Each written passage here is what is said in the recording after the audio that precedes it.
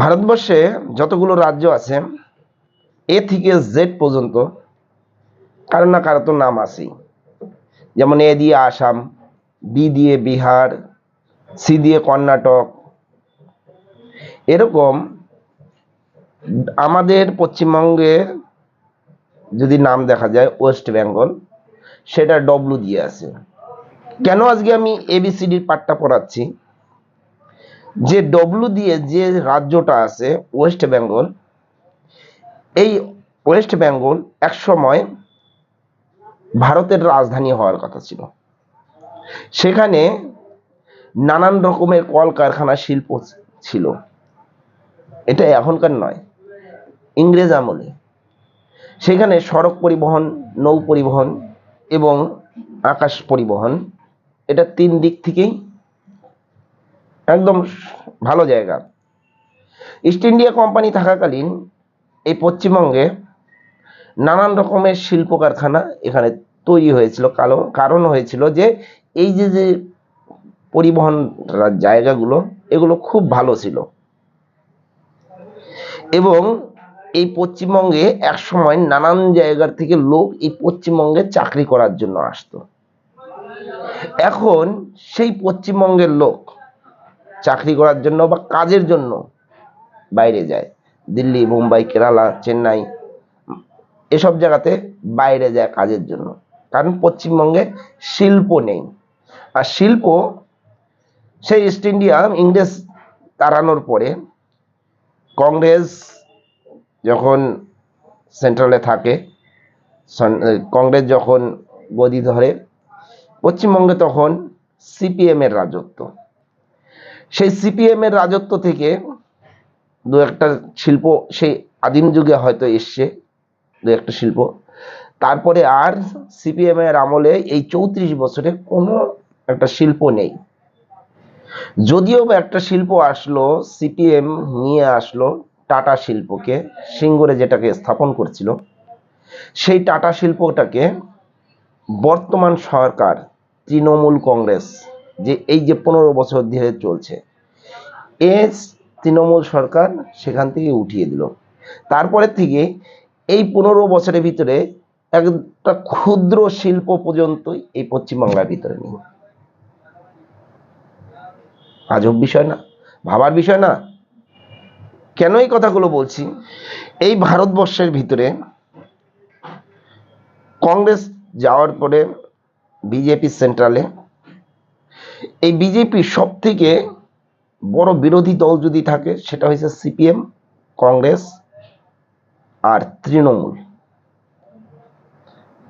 কেরালাতে এখনো সিপিএম এর সরকার আছে, বিজয়নের সরকার। সে বিজয়ন সরকার শিল্প সম্মেলন করলো। সেখানে ভারতের কেন্দ্রীয় শিল্পমন্ত্রী পীযূষ গোয়েল, সড়ক এবং পরিবহন মন্ত্রী নীতিন গডকরি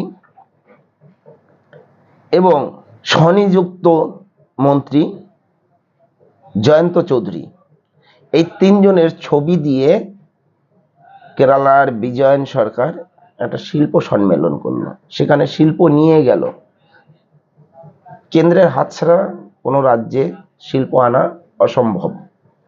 কিন্তু আমাদের এই পশ্চিমবঙ্গের যে শিল্প সম্মেলন হয়েছে, শিল্প সম্মেলন করার জন্য বিদেশে গেছে। বিদেশে গিয়েও একটা শিল্প আনতে পারেনি। বড় বড় তাবড় কোনো দাদাকে নিয়ে গেছে, দিদি গেছে, আর অন্য অন্য লোক গেছে, কিন্তু একটা শিল্প আনতে পারেনি। এই বিজয়ন সরকার, ভারতের দ্বিতীয় বিরোধী দল সিপিএম, সেই সিপিএম শিল্প নিয়ে চলে গেল কেরালাতে। যেটা হচ্ছে মোদ্দা কথা, এই শিল্প বর্তমানে এই যে ডব্লু দিয়ে যে কথাটা বলেছিলাম, আমাদের ওয়েস্ট বেঙ্গল একদম শেষে ছিল। ডব্লু দিয়ে যেহেতু নামটা, আমাদের নামটা স্পেলিংয়ে সবার শেষে, কিন্তু শিল্পর দিক থেকে সবার প্রথমে ছিল এই ওয়েস্ট বেঙ্গল। বর্তমানে সেই ওয়েস্ট বেঙ্গল, পশ্চিমে যেমন অস্ত যায় সূর্য, সেরকম অস্ত চলে গিয়েছে এই পশ্চিমবঙ্গের শিল্প। এগিয়ে কে এলো? এ দিয়ে আসাম, বি দিয়ে বিহার, সি দিয়ে কর্ণাটক। এই তিনজনের ছবি দিয়ে কেরালার বিজয়ন সরকার একটা শিল্প সম্মেলন করলো। সেখানে চলে গেছে আসামে। আসামে শিল্প হচ্ছে, সেমিকন্ডাক্টর কারখানা আসামে হচ্ছে, সেখানে শিল্প হচ্ছে। সেই শিল্প যদি আসে আসামের অনেক লোকের সুবিধা পাবে এবং বিনিয়োগ হবে। এই পশ্চিমবঙ্গের বুক চিরে, এই পশ্চিমবঙ্গের বুকের উপর দিয়ে মেশিনারিগুলো যাবে। আপনারা হাঁ করে দেখবেন এবং চোখের জলে কাঁদবেন যে আমাকে এই পশ্চিমবঙ্গ ছেড়ে আমাকে আসামে কাজে যেতে হবে, আমাকে এই পশ্চিমবঙ্গ ছেড়ে কেরালায় কাজে যেতে হবে, আমাকে এই পশ্চিমবঙ্গ ছেড়ে গুজরাটে কাজে যেতে হবে। কেন? এই ন্যানো কারখানাটা যদি থাকতো, সেখানে অজস্র পরিমাণে লোকের সমাগম হতো। সেখানে 5টা চায়ের দোকান হতো, 5টা মুদিখানা দোকান হতো, 5টা মাছের দোকান হতো, 5টা মোবাইলের দোকান হতো, 50টা টোটো চলতো, ভ্যান রিক্সা, নানান ধরনের জিনিস চলতো। সেখানে বিদ্যুতের অভাব থাকতো না, সেইখানকার স্থানীয় লোকে কাজ পেত। কম জিনিসের সুবিধা ছিল, সব বঞ্চিত, শুধুমাত্র একটু ইগোর লড়াইয়ের জন্য, শুধুমাত্র একটু ইগোর লড়াইয়ের জন্য। আর এর বেনিফিট নিচ্ছে কে? বেনিফিট নিচ্ছে আসাম, বেনিফিট নিচ্ছে কেরালা।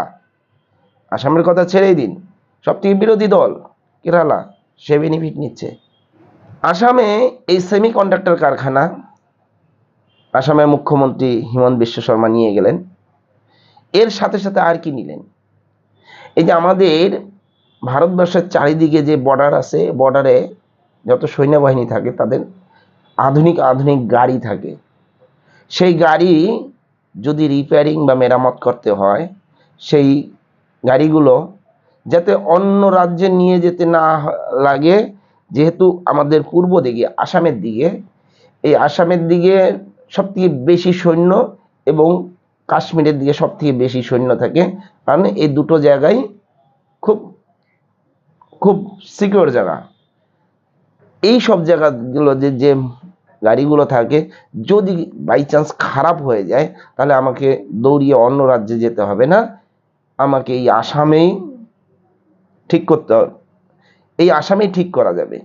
এই চিন্তা ভাবনা রেখে এই হিমন্ত বিশ্ব শর্মা এই গাড়ি রিপেয়ারিং করা, গাড়ি ঠিক করার যে কারখানা বা গাড়ি তৈরি করার কারখানা, সেটা নিয়ে চলে গেল আসামে। আমরা হাত ধুচ্ছি, হাত মুছছি, বাস এই আমাদের জীবন। আমাদের জীবন পরের কাছে চাকরি করতে করতে, পরের রাজ্যে গিয়ে চাকরি করতে করতে, পরে মায়ের গুতে খেয়ে খেয়েই আমাদের চলতে হবে। দ্বিতীয় কোনো আর রাস্তা নেই। কারণ আপনারা এই 34 বছর একটা শাসন ক্ষমতাকে রাখছেন, বর্তমানে 15 বছর সানন্দে রেখে দিয়েছেন শুধুমাত্র 500-1000 টাকা বা 1000-1500 টাকার লোভে। এখন আপনাদের বিবেচনা করার, আপনারা কি করবেন। যদি এই বিষয়ে আপনাদের কিছু বলার থাকে অবশ্যই জানাবেন। জয় হিন্দ, বন্দে মাতরম, ভারত মাতা কি জয়।